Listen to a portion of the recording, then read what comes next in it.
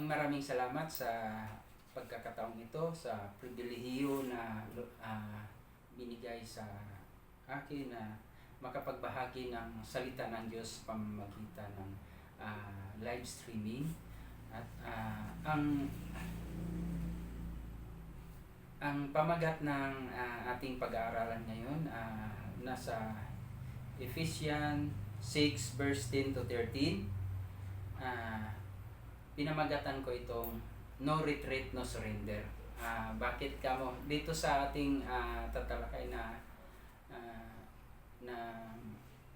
salita ng Diyos ay mayroong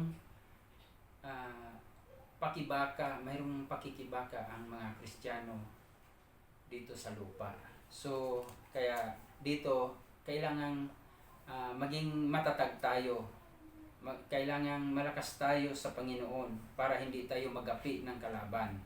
So, isang mapagpalang araw po sa ating lahat. Purihin ang Panginoon sa kanyang kabutihan at kadakilaan.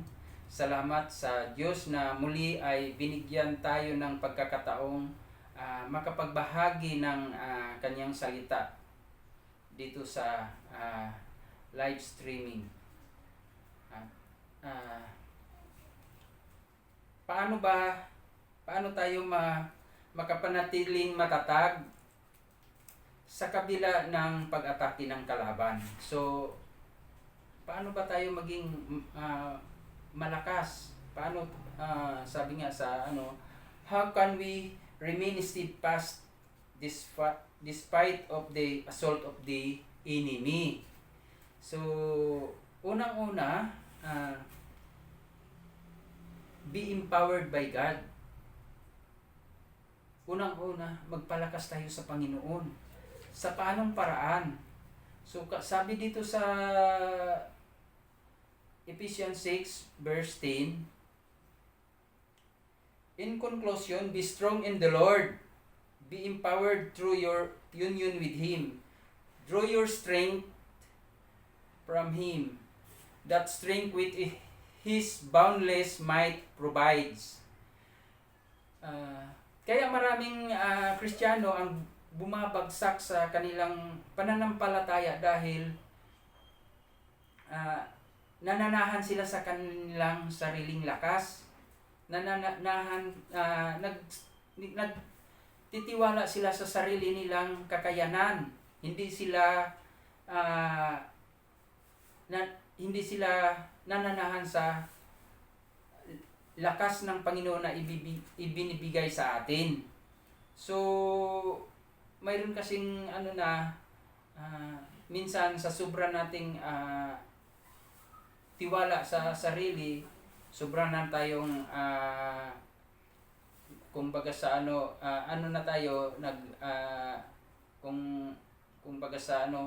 nagpabanjing-banjing na lang, ganun, dahil sa lagi naman akong umati ng Bible study, lagi naman ako sumasamba tuwing linggo.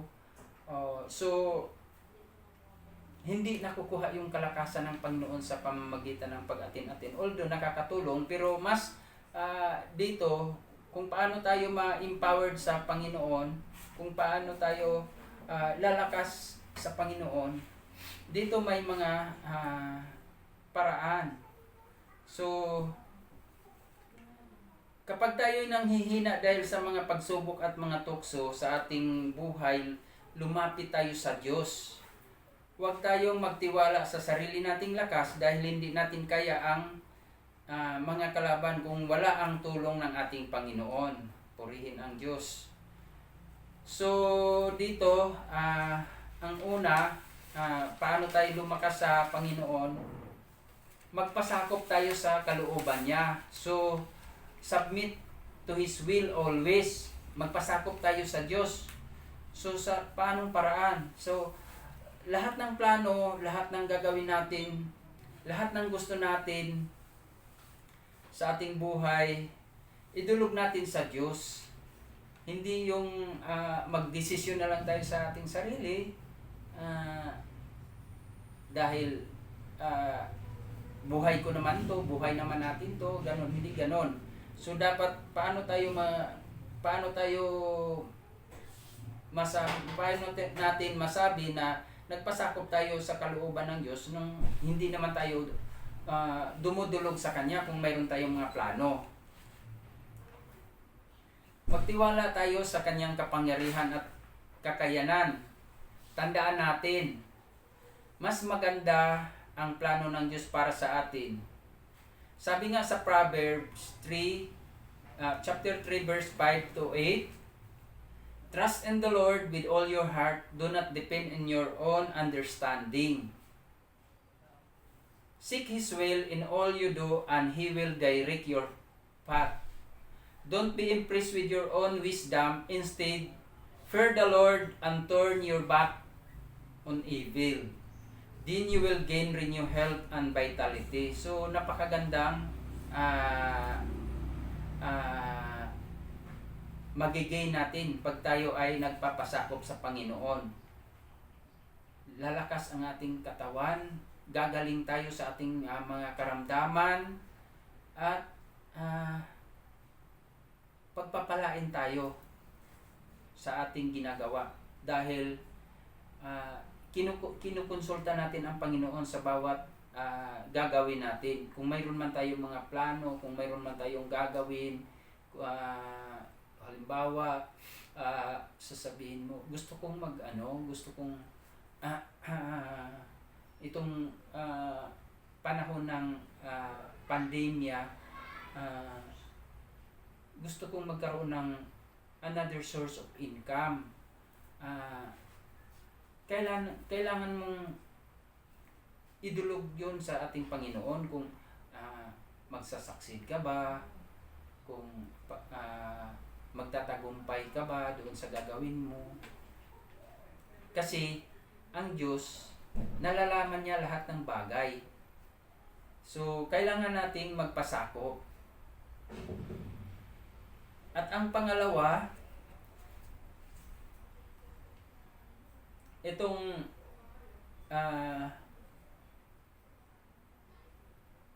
panalangin, laging manalangin. So, pray always. So, bakit? Kasi pag kulang tayo sa panalangin, magagapi tayo ng kalaban. Kumbaga sa kung sa giyera, hindi tayo handa. Kumbaga sa sinasalakay na pala tayo ng kalaban na hindi natin alam. So, kailangan nating manalangin lagi. Sabi nga dito sa Philippians 6:7, don't worry anything. Huwag kang mabahala sa mga anumang bagay. Sa halip, instead, pray about everything. Tell God what you need and thank Him for all He has done. If you do this, you will experience God's peace, which is far more wonderful than the human mind can understand. His peace will guard your hearts and mind as you live in Christ Jesus. So, napakaganda ng pangako kung lagi tayong manalangin. Sabi dito, magkaroon tayo ng kapayapaan. So, kahit nagkagulo na dito sa sanlibutan, kahit ang iba masyado ng naparanoid sa nangyayari sa panahon ngayon, yung parang takot ka nang lumabas, takot ka nang makihalubilo sa mga tao dahil baka ikaw ay mahawaan. So, pag lagi tayong nanalangin, lagi nating ipinapanalangin din ang ating mga mahal sa buhay, mga kamag-anak, mga kaibigan, mga pastor. Pinapanalangin natin ang ating bansa na mawala na sana itong COVID na to, yung COVID-19, at may mga dumarating pang mga variant. So, kung ipinapanalangin natin yan sa Panginoon, baka nakatulong pa tayo sa ating lipunan o sa ating bansa. baka na naibsan na yung mga pangyayaring hindi maganda dito sa ating dito sa sanlibutan, kasi hindi lang naman dito sa bansang Pilipinas, kundi ito'y sa buong mundo ginagambala o tinatakot nitong virus na to. So kung tayo'y laging nananalangin, nakakatulong pa tayo, kasi hindi lang sa ating sarili na lumakas ang spiritual na buhay natin, pati yung ating sambayanan, ating pamilya, ating mga kamag-anak na nasa ibang bansa, naprotektahan pa dahil sa ating panalangin. So sa letter C, kung paano ba tayo ma-empowered, paano ba tayo lumakas sa Panginoon sa kabila ng pag-atake ng kalaban, laging magbasa ng kanyang salita. Read God's Word always. So ito yung time na minsan wala na tayong panahon sa pagbulay-bulay ng salita ng Diyos. Ito ang pinaka mahirap na pangyayari pagka tayo ay nawalan ng gana ng magbasa ng salita ng Diyos, kasi para nang manglupaypay talaga ang ating spiritual life, kasi hindi na natin pinapakain ng ating spiritual life ng salita ng Diyos eh. 'Di ba sabi nga, hindi lang sa tinapay nabubuhay ang tao, kundi sa salita ng Diyos na namumutawi sa kanyang bibig.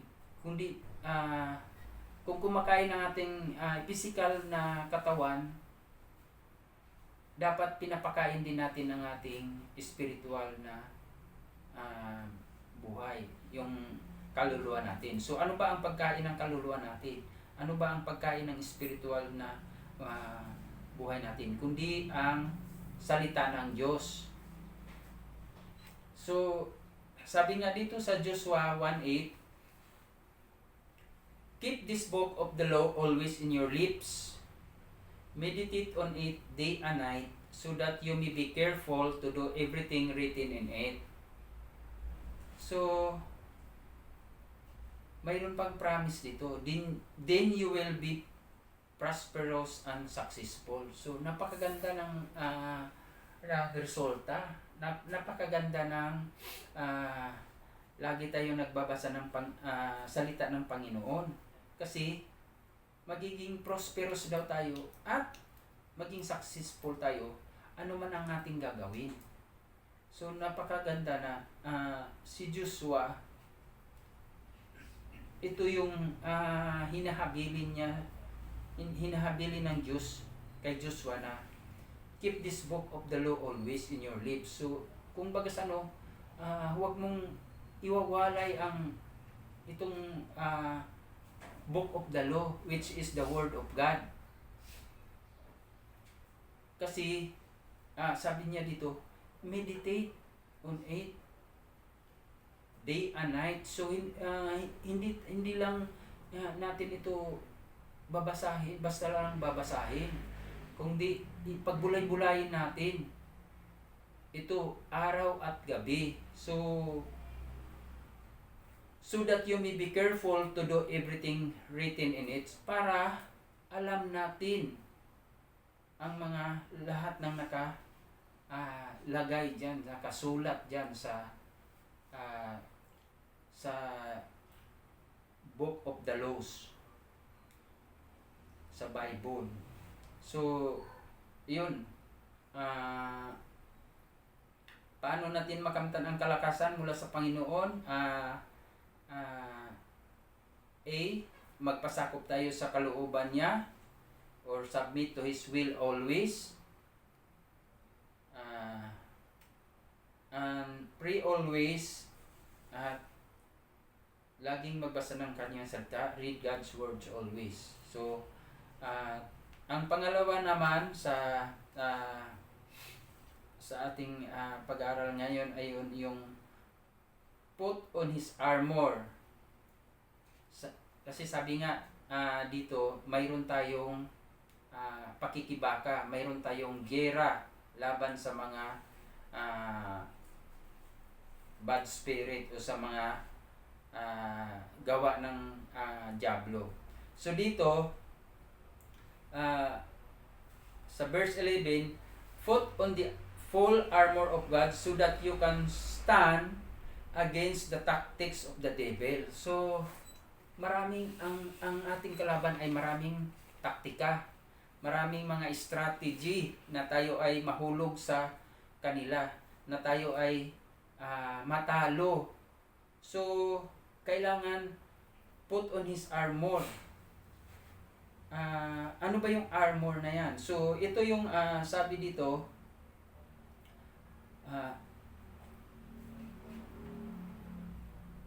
the whole armor is the expression of your full trust in the Lord. So yun yung full armor, yung pagtitiwala natin sa Panginoon. Sabi ito, the whole armor is the expression of your full trust in God and what He has done for you through Jesus Christ. So yung buong pagtitiwala natin sa Panginoon. Kasi kung tayo ay nagkukulang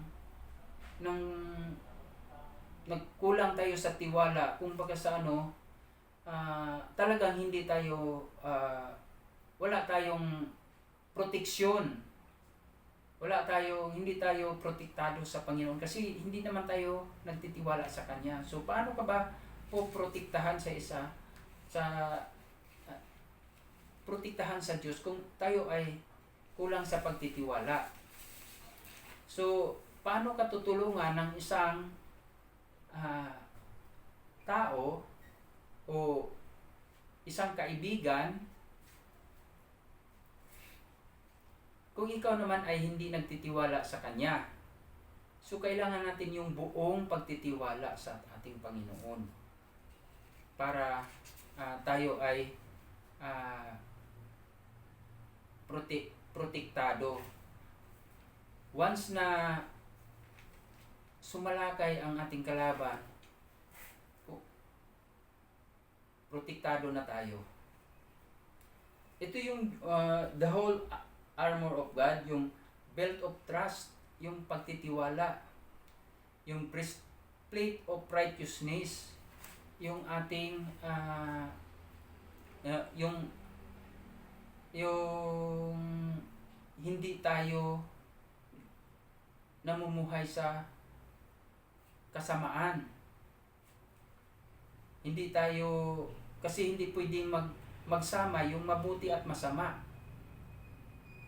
So ang tao pagka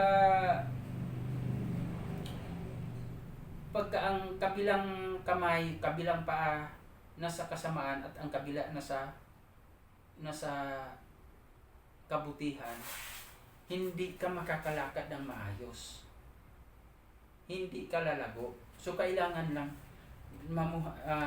isuot natin ang breastplate of righteousness. So ito yung anim itong whole armor of God, yung faith shod with the preparation of the gospel of peace, shield of faith, yung pananampalataya natin, gaano na ba tayo kalalim sa ating pananampalataya, gaano na ba kalalim ang nalalaman natin patungkol sa Diyos. At isuot natin ang helmet of salvation, ang kaligtasan. So kung nakakasiguro na tayo sa ating kaligtasan, mayroon na tayong armor of God, naka ano na tayo sa whole armor of God na ang pang-anim ay yung sword of the spirit, which is the word of God. Ito ang pinakamatindi, yung sword of the spirit, kung saan yung salita ng Panginoon. Kasi na ang diablo ay maraming strategy kung paano tayo linlangin. Kita mo ba si Eva nung nag-iisa siya sa Garden of Eden habang natutulog si Adan?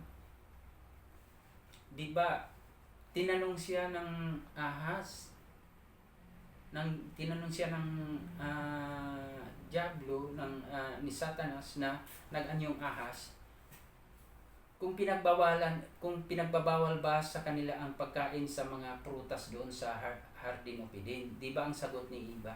Hindi naman, maliban dito sa fruit of the pagkakakilala sa mabuti at masama. So, anong sabi?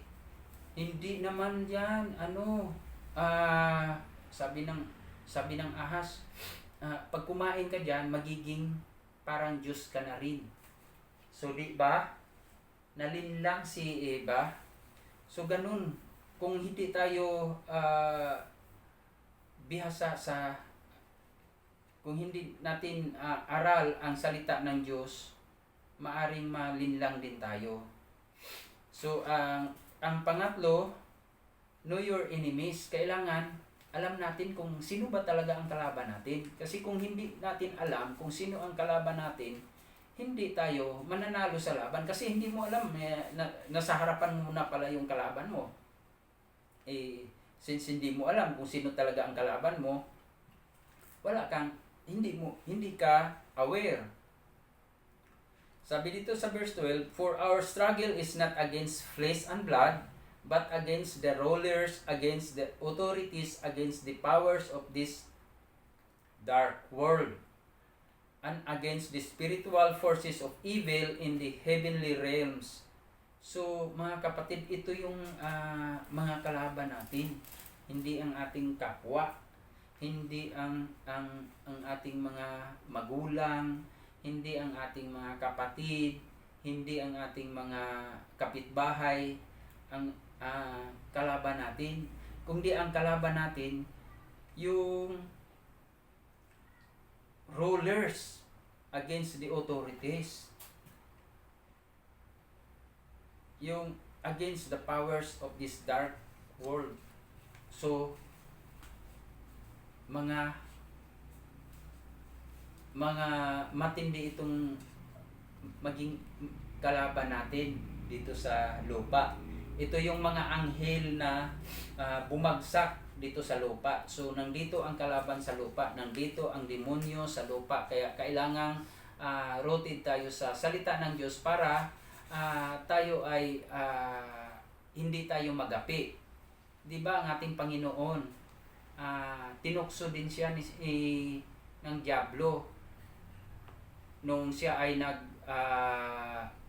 nag-ayuno ng 40 days and 40 nights na pag-aayuno. Alam ng diablo na siyempre gutom ang ating Panginoon. Di ba tinukso siya na gawing para mayroon siyang makain. Pero anong sabi ng Panginoon? Hindi lang nabubuhay sa tinapay ang tao, kundi sa salita ng Diyos na namumutawi sa kanyang bibig. Di ba? At kung tayo ay rooted sa Word of God, lalayuan tayo ng diablo. Kasi ang Panginoon, nung ilang beses siyang tinukso, nung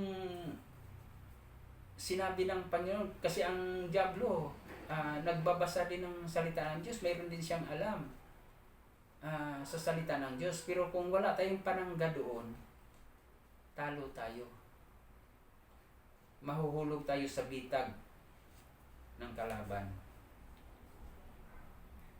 So kaya kailangan natin na kung alam na natin ang ating kaaway, alam natin ang panangga sa kaaway.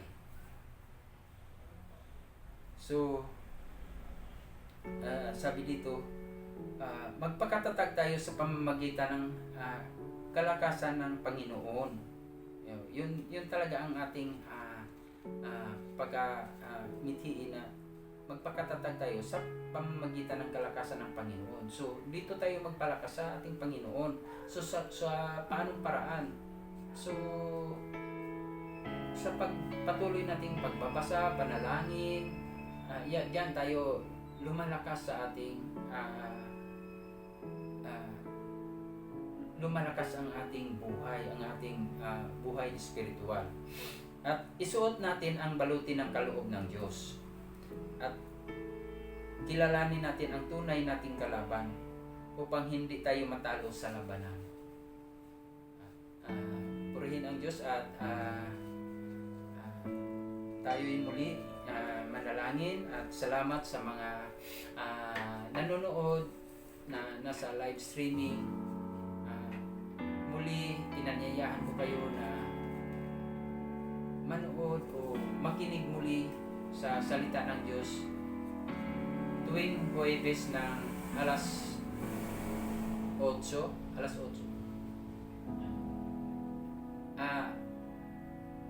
Tuwing Huwebes ng alas 7 ang ating live streaming sa midweek service at 8:30 naman sa Sunday yung ating worship service.